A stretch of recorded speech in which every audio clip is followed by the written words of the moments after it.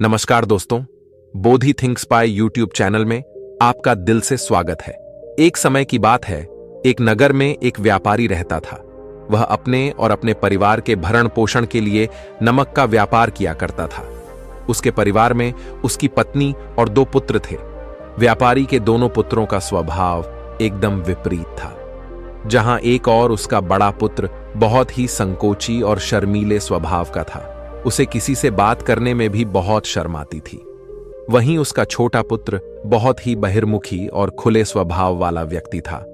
वह किसी के भी सामने अपनी बात कहने में संकोच नहीं करता था। लोग अक्सर उस व्यापारी के बड़े पुत्र को भोला और बेवकूफ समझते थे, और कई बार तो लोग उसके इस भोले और संकोची स्वभाव का फायदा भी उठा लेते थे, लेकिन वह पलटकर कभी किसी को कुछ नहीं कहता था। व्यापारी अपने पुत्र के ऐसे स्वभाव के कारण उस पर बहुत अधिक नाराज रहता था। ठीक से बातचीत ना कर पाने और शर्मीले स्वभाव के कारण व्यापारी ने कई बार अपने बड़े पुत्र की पिटाई भी कर दी थी। हालांकि बार बार उस पर गुस्सा करने और पीटने की वजह से व्यापारी के बड़े पुत्र का स्वभाव सुधरने की बजाय और खराब हो गया था। अब शर्म और संकोच के साथ साथ उसके अंदर डर भी बैठ गया था। आत्मविश्वास की कमी की वजह से बड़ा पुत्र बचपन से ही बहुत अधिक परेशान रहने लगा था। अपने डर की वजह से वह परीक्षा में याद किए हुए प्रश्नों के उत्तर भी भूल जाता था और उन्हें लिख नहीं पाता था। इस कारण उसकी शिक्षा भी ठीक ढंग से पूरी नहीं हो पाई। बड़ा पुत्र जब जवान हो गया तो व्यापारी ने उसे अपने साथ व्यापार में हाथ बटा के लिए कहा। अपने पिता के प्रति डर के कारण वह व्यापार में उनका हाथ बटा के लिए तैयार हो गया, लेकिन वह व्यापार में कई बार ऐसी गलतियां कर देता था जिससे व्यापारी उस पर बहुत अधिक क्रोधित हो जाता था। एक दिन की बात है, व्यापारी किसी काम से गांव से बाहर शहर गया हुआ था और उस दिन दुकान पर उसका बड़ा पुत्र बैठा हुआ था। तभी कुछ लोग आए और उन्होंने बड़े पुत्र से कहा कि हमें तुम्हारे पिता ने भेजा है और उनका यह संदेश है कि इस समय दुकान में जितनी भी नमक की बोरियां रखी हुई हैं वह सब हमें दे दो। तुम्हारे पिता ने नमक की सभी बोरियों को शहर मंगवाया है। व्यापारी का पुत्र उनसे प्रश्न पूछने की हिम्मत जुटा ही रहा था कि वे दोनों आदमी दुकान के अंदर घुस गए और वहां जितनी भी नमक की बोरियां रखी हुई थीं, उन सबको अपनी घोड़ा गाड़ी में रखा और लेकर जाने लगे। व्यापारी के पुत्र ने उन्हें रोकने का प्रयास किया, लेकिन संकोच और डर के कारण वह उनसे कुछ कह नहीं पाया। उसने मन ही मन सोचा कि अगर मैं इन्हें नमक ले जाने से रोकता हूं तो पिताजी मुझ पर नाराज होंगे। कुछ दिनों बाद जब व्यापारी शहर से वापस आया तो दुकान को खाली देखकर उसने अपने पुत्र से पूछा, नमक की बोरियां कहां गई? यह दुकान इतना खाली खाली क्यों है? तब बड़े पुत्र ने सहमी हुई आवाज में कहा, कुछ लोग दुकान पर आए थे और उन्होंने मुझसे कहा कि आपने नमक की सारी बोरियों को शहर मंगवाया है, और फिर वह दुकान की सारी बोरियों को निकाल कर लेकर चले गए। यह सुनते ही व्यापारी बहुत गुस्सा हो गया और अपना सिर पीट लिया। उसने पुत्र को दुकान से धक्का देकर बाहर निकालते हुए कहा, मंदबुद्धि, तू मूर्ख का मूर्ख ही रह जाएगा। वे लोग तुझे बेवकूफ बनाकर सारा सामान लूट ले गए। तूने मेरा बहुत भारी नुकसान करवा दिया है। अब यहां से चला जा और घर वापस मत आना। अगर तू घर वापस आया तो मैं मार मार कर तेरी खाल उधेड़ लूंगा। व्यापारी का पुत्र इस घटना से बहुत दुखी हुआ। एक बार फिर उसके संकोची स्वभाव की वजह से उसके पिता उस पर और अधिक नाराज हो गए थे, और साथ ही व्यापार में इतना भारी नुकसान हो गया था। उस समय नगर के कई लोग व्यापारी के पुत्र पर हंस रहे थे और उसका मजाक उड़ा रहे थे, जिससे उसे खुद पर बहुत अधिक शर्मिंदगी महसूस हो रही थी। यही वह समय था जब उसने मान लिया कि अब उसका कुछ नहीं हो सकता। वह हमेशा मूर्ख का मूर्ख ही रह जाएगा और इस समाज में रह रहे लोगों के साथ कदम से कदम मिलाकर कभी नहीं चल पाएगा। यही सब सोचता हुआ व्यापारी का पुत्र नगर से बाहर आ गया और एक नदी के किनारे बैठकर खूब रोया। गहरे पानी को देखकर उसके मन में विचार आया कि अब उसके जिंदा रहने का कोई फायदा नहीं है। उसने निश्चय कर लिया कि आज इस नदी में डूबकर वह खुद को समाप्त कर लेगा। नदी के किनारे के पास आया और ईश्वर से कह रहा था, हे भगवान, आपने मुझे ऐसा क्यों बनाया? लोग मेरा मजाक उड़ाते हैं, लोग मेरी हंसी उड़ाते हैं। जब मैं इस दुनिया में अपने मन की बात रख नहीं सकता, मैं किसी से कुछ कह ही नहीं सकता, तो फिर मैं इस जीवन को जीकर क्या करूंगा? जब भी मैं किसी से कुछ कहने की कोशिश करता हूं तो लोग मेरा मजाक बनाते हैं। मेरी हंसी उड़ते हैं। यहां तक कि वह मुझसे कुछ भी कहकर चले जाते हैं और मैं उनका जवाब नहीं दे पाता। ऐसा जीवन जीकर मुझे क्या मिलेगा? असफल जीवन जीने से अच्छा है कि वह खुद को समाप्त कर ले। इसलिए मैं तेरे पास आ रहा हूं। इतना कहकर वह युवक नदी में कूद गया तो उसी नदी में एक बौद्ध भिक्षु स्नान कर रहे थे। बौद्ध भिक्षु ने उसे बचा लिया और नदी से निकालकर बाहर ले आए। व्यापारी का पुत्र बौद्ध भिक्षु पर नाराज होने लगा और कहने लगा कि आपने मुझे क्यों बचाया? मैं इस असफल जीवन को जीना नहीं चाहता। बौद्ध भिक्षु ने उसे समझाते हुए कहा कि जीवन एक ही बार मिला है और अगर तुम जीवित ही नहीं रहोगे तो असफलता को खत्म करके सफल कैसे बनोगे? तब व्यापारी के पुत्र ने कहा कि मेरे जीवन में बहुत अधिक समस्याएं हैं और यह समस्याएं मेरे शर्मीले और संकोची स्वभाव की वजह से हैं। मैंने अपने डर और संकोच की वजह से अपने पिता का भारी नुकसान करवा दिया है। मैं एक अच्छा पुत्र नहीं हूं। अपने भयभीत स्वभाव के कारण मैं ठीक से शिक्षा भी ग्रहण नहीं कर सका। सारे नगरवासी मुझे मूर्ख समझते हैं। क्या किसी मूर्ख को इस दुनिया में जीने का अधिकार है? तब वह बौद्ध भिक्षुक ने कहा कि तुम्हारे इस प्रश्न का उत्तर तो मेरे गुरु ही देंगे। चलो, मैं तुम्हें अपने गुरु के पास ले चलता हूं। व्यापारी के पुत्र ने कहा। वह किसी से बात नहीं करना चाहता। आज वह अपना जीवन समाप्त करके ही मानेगा। किंतु बौद्ध भिक्षु के बार बार समझाने पर वह उनके साथ चलने और उनके गुरु से मिलने को तैयार हो गया। बौद्ध भिक्षु व्यापारी के पुत्र को आश्रम की ओर लेकर गए। वहां पर व्यापारी के पुत्र ने देखा कि एक महात्मा पेड़ के नीचे ध्यान मग्न अवस्था में बैठे हुए हैं।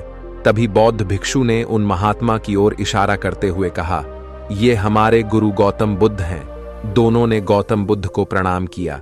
बुद्ध ने उत्तर में एक मुस्कुराहट के साथ अपना हाथ उठा दिया। वह नौजवान वहीं पर बैठ गया और बुद्ध को देखकर जोर जोर से रोने लगा। गौतम बुद्ध ने उससे रोने का कारण पूछा। तब उसने कहा कि अब आप ही मेरी आखिरी उम्मीद है। यदि आप मेरी समस्या का समाधान नहीं करेंगे तो मेरा यह जीवन समाप्त हो जाएगा। गौतम बुद्ध ने व्यापारी के पुत्र से उसकी समस्या बताने को कहा। तब उसने बताया कि किस प्रकार वह बचपन से ही शर्मीले और अंतर्मुखी स्वभाव का है। इस कारण लोग उसे मूर्ख समझ लेते हैं और उसके पिता भी उससे नफरत करने लगे हैं। तब गौतम बुद्ध ने युवक को शांत कराते हुए कहा कि मेरे पास तुम्हारी समस्या का समाधान है, जिसके बाद तुम्हारा जीवन बहुत ही आसान हो सकता है। युवक ने खुश होते हुए पूछा, क्या सच में ऐसा हो सकता है? आप बहुत ही महान व्यक्तित्व प्रतीत होते हैं। आपके तो कई शिष्य भी हैं। हे महात्मा, मैं भी आपका शिष्य बनना चाहता हूं। क्या आप मुझे अपने शिष्य के रूप में स्वीकार करेंगे? गौतम बुद्ध ने कहा कि हां, अवश्य। उस युवक ने कहा, ठीक है गुरुदेव, अब आप मुझे वो उपाय बताइए जिससे कि मेरा जीवन बदल जाए। गौतम बुद्ध ने कहा, लेकिन उससे पहले तुम्हें मेरे कुछ महत्वपूर्ण कार्य करने होंगे। अगर तुम मेरे यह कार्य कर दो तब मैं तुम्हें कुछ ऐसे उपाय बताऊंगा जिससे तुम्हारे जीवन में सब कुछ ठीक हो जाएगा और तुम्हारे पिता भी तुमसे प्रसन्न रहेंगे। गौतम बुद्ध ने आगे कहा, आज से ठीक 3 दिन बाद मैं तुम्हें ऐसे उपाय बताऊंगा जिससे तुम्हारा जीवन पूरी तरह से बदल जाएगा। लेकिन इन 3 दिनों तक तुम्हें मेरे सभी कार्य कर होंगे। मैं जैसा जैसा कहूंगा, अगर तुम ठीक वैसा ही कार्य करने में सफल रहे तो 3 दिन बाद तुम्हारा जीवन बदल जाएगा। तुम्हारा पहला दिन कल से शुरू होगा। अभी जाओ और जाकर आश्रम में ही आराम करो। अगले दिन की सुबह होते ही व्यापारी का पुत्र गौतम बुद्ध के पास पहुंचा और बोला, हे गुरुदेव, मुझे पहले दिन का कार्य बताइए। तो गौतम बुद्ध ने कहा कि आज तुम्हें 20 अजनबी व्यक्तियों से बातचीत करनी है और उनका हाल जानना है। इसका लेखा जोखा शाम तक लेकर आ जाना। व्यापारी के पुत्र को अंदर से बहुत डर महसूस हुआ, लेकिन उसने गौतम बुद्ध को हां कह दिया। फिर वह निकल पड़ता है। 20 अजनबी लोगों से बातचीत करने शुरू में तो उसे बहुत अधिक संकोच लग रहा था। कई लोग तो उसे डांट कर भगा भी देते थे, लेकिन उसके सामने अपना जीवन बदलने का यही एकमात्र उपाय था। आखिरकार कोशिश करते हुए उसने 20 अजनबी लोगों के नाम और उनके व्यापार का लेखा जोखा प्राप्त कर लिया। शाम होने पर जब वह गौतम बुद्ध के पास पहुंचा तो खुश होते हुए उसने गौतम बुद्ध को बताया कि आज का कार्य उसने सही ढंग से पूरा कर लिया है। यहां तक कि कुछ लोग तो उसके मित्र भी बन गए हैं। दूसरे दिन की सुबह होते ही फिर वह नौजवान गौतम बुद्ध के समक्ष पहुंचा। तब गौतम बुद्ध ने कहा, आज का कार्य है कि तुम आश्रम में रहे। 100 शिष्यों को संबोधित करते हुए उन्हें जल के उपयोग के विषय में पढ़ाओ। गौतम बुद्ध की यह बात सुनकर व्यापारी का पुत्र हक्का बक्का रह गया। उसने कहा कि आप मुझसे यह किस प्रकार के कार्य करवा रहे हैं? मैं अपनी शिक्षा ठीक से पूरी नहीं कर पाया हूं, इसीलिए मैं पढ़ाने का यह कार्य नहीं कर पाऊंगा। तब गौतम बुद्ध ने कहा कि ठीक है, फिर मैं तुम्हें उपाय भी नहीं बताऊंगा।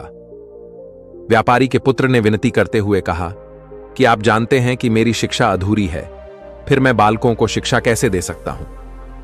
गौतम बुद्ध ने हल्की सी मुस्कान भरते हुए कहा कि यहां सिर्फ मैं जानता हूं कि तुम्हारी शिक्षा अधूरी है, वे बालक नहीं जानते। तुम हर दिन अपने जीवन में जल का उपयोग करते हो। यही सब बातें उन बालकों को जाकर बतानी है। अंततः जब व्यापारी के पुत्र के पास कोई बहाना शेष नहीं बचा तो हिम्मत जुटाकर वह उन बालकों के पास पहुंच गया। शुरू में तो उसके हाथ पैर कांप रहे थे, लेकिन आखिरकार उसने बालकों को जल के महत्व के बारे में बताना शुरू कर दिया। उसने बालकों को जल की 5 विशेषताएं बताई और जल्दी से वहां से भाग आया। गौतम बुद्ध के पास पहुंचकर उसने बताया कि बहुत अधिक डर लग रहा था, किंतु मैंने बालकों को जल की 5 विशेषताएं बता दी हैं। गौतम बुद्ध ने कहा कि जाओ, एक और कोशिश करके आओ।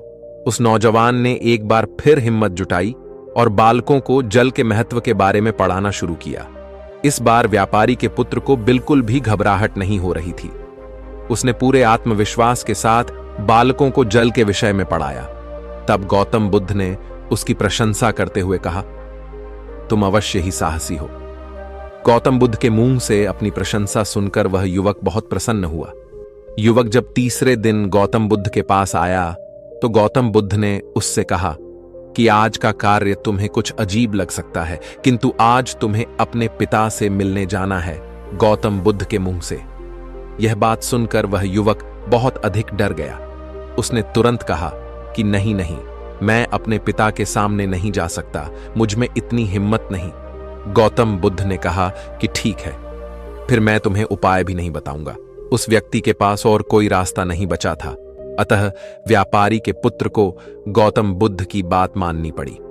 गौतम बुद्ध ने उसे समझाते हुए कहा कि अपने पिता के पास जाकर उनसे क्षमा मांगना और कहना कि वे तुम्हें एक और अवसर दें ताकि तुम खुद को बुद्धिमान साबित कर सको। गौतम बुद्ध के कहे अनुसार उस युवक ने पूरे आत्मविश्वास के साथ अपने पिता का सामना किया और उनसे क्षमा मांगी। आखिरकार व्यापारी ने अपने पुत्र को क्षमा कर दिया और उसे एक और अवसर देने के लिए तैयार हो गया। व्यापारी का पुत्र गौतम बुद्ध के पास आया और उस उपाय के बारे में पूछने लगा जिसे गौतम बुद्ध ने 3 दिन बाद बताने का वचन दिया था। तब गौतम बुद्ध ने मुस्कुराते हुए कहा कि तुमने स्वयं ही अपना उपाय खोज लिया है। तुम किसी से बात नहीं कर पाते थे, संकोची और शर्मीले थे। यह सब तुम्हारे मन में बैठा हुआ डर था और तुमने जैसे ही उस डर का सामना किया वह खत्म हो गया। जीवन में तुम्हें जिस भी काम से डर लगे उस काम को करना शुरू कर दो, डर स्वयं ही समाप्त हो जाएगा। तुम्हारे मन में हजारों सवाल थे, मैं ये करूंगा तो लोग क्या कहेंगे, मेरे बारे में क्या सोचेंगे, यदि मैं अपना मुंह खोलूंगा तो लोग मेरे पर हंसेंगे, यदि मैंने मुंह खोला तो मैं कुछ गलत ही करूंगा। ऐसे कई सारे विचार तुम्हारे मन में थे, ऐसे कई सारे डर तुमने अपने मन में पाल रखे थे। अब तुम्हारे मन का डर खुद समाप्त हो गया। जिसे तुम शर्माना कहते थे वह अपने आप ही तुम्हारे भीतर से कहीं गायब हो गया। युवक के मन में विश्वास जगा दिया है जिसे मैं अब अपने जीवन में कुछ भी हासिल कर सकता हूं। अब वह युवक समझ चुका था कि गौतम बुद्ध से क्या बताना चाह रहे हैं। उसने गौतम बुद्ध का धन्यवाद किया और उनसे वादा किया कि वह जीवन में सफल होकर दिखाएगा। दोस्तों, मुझे उम्मीद है कि आपको यह वीडियो पसंद आई होगी और वीडियो में यहां तक बने रहने के लिए आपका बहुत बहुत धन्यवाद।